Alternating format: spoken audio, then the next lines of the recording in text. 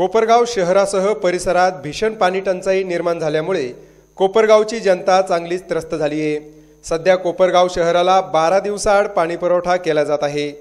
त्यामुळे कोपरगावकरांना भीषण पाणी टंचाईला तोंड द्यावं लागतंय। कोपरगावला पाणी द्या, अन्यथा कोपरगावकर लोकसभा निवडणुकीवर बहिष्कार टाकतील, तसेच वेळ प्रसंगी शहर बंद ठेवतील, असा इशारा कोपरगाव पाणी संघर्ष समितीच्या वतीने शासनाला निवेदनाद्वारे देण्यात आला आहे।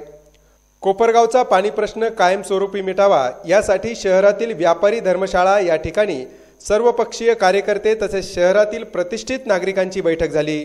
यामध्ये पाण्याच्या नियोजनासंदर्भात अनेकांनी आपली मते मांडली।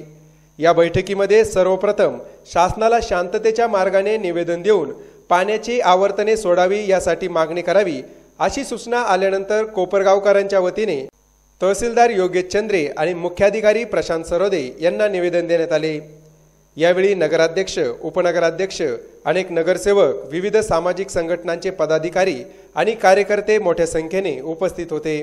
त्याच्यावर बहिष्कार टाकायचा विचार जनतेमध्ये सुरू झालेला आहे।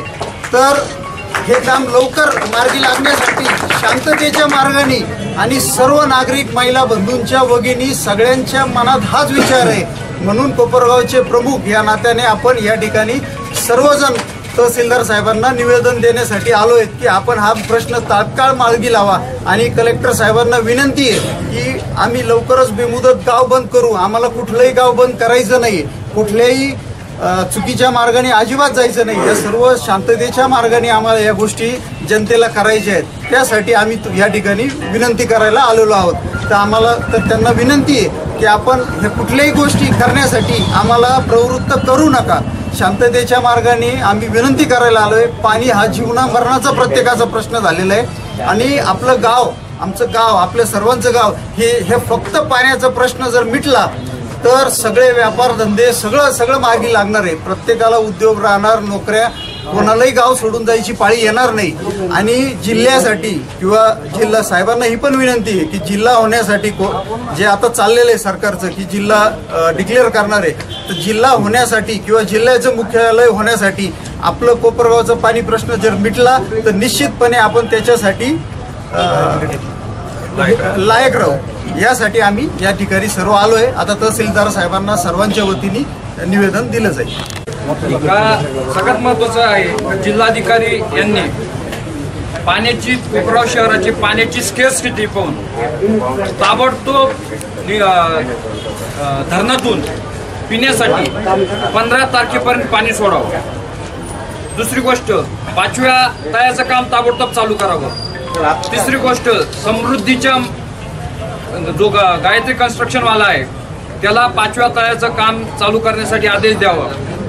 नंतर सगळ्यात जर आपण ह्या कलेक्टर साहेबांनी आणि कमिशनर साहेबांनी ह्या मागण्या मान्य केल्या नाही तर घटनेने 29 तारखेला आपल्याला मतदानाचा जो अधिकार दिलेला आहे तो अधिकार कोपरगाव तालुक्यातील आणि शहरातील लोकांनी वापरायचा का नाही याच्यावर विचार करावा लागणार आहे।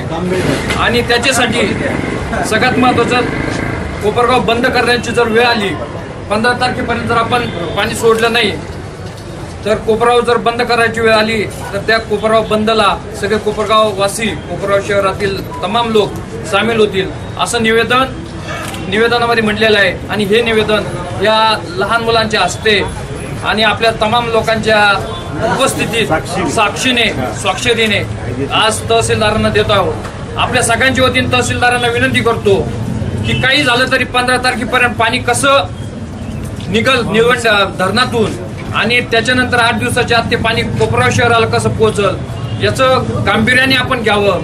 न घेतल्यास पुढील जे परिणाम आहे, कोपरगाव बंद, कोपरगावमधील लोकांची ग्रामसभा आणि तिसरा म्हणजे 29 तारखेला होणारा बहिष्कार, याचा तुम्ही गांभीर्याने विचार करा।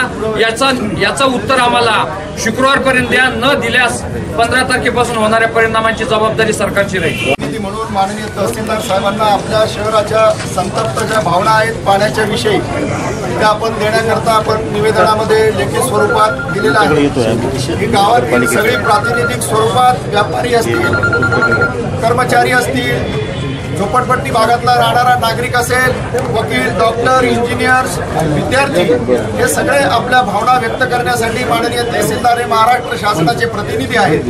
या भावना ज्या निवेदनामध्ये व्यक्त केलेल्या आहेत आणि आपणही त्या अनुभवतात. 12 दिवसानं आणि पाण्याची येणारी अनुपलब्धता हा काय एकटा आपला नाही, माननीय तहसीलदार सुद्धा साहेब सुद्धा आपल्याच कोपरगाव शहरामध्ये राहतात, त्याही आपल्या भावना जाणून आहेत.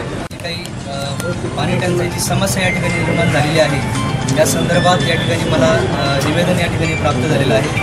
निवेदनामधील जो मुद्दा क्रमांक 1 आहे की सर्वात प्रथम जे काही आहे ते धरणामधून पाणी सोडून आपल्या त्या टँकमध्ये जर साठवलं तर कमीत कमी जो टँकचा जो काही प्रश्न आहे किंवा पाण्याचा जो प्रश्न आहे तो तातडीने सोडवण्यासाठी हा पहिला मुद्दा जो आहे तो अतिशय महत्त्वाचा आहे.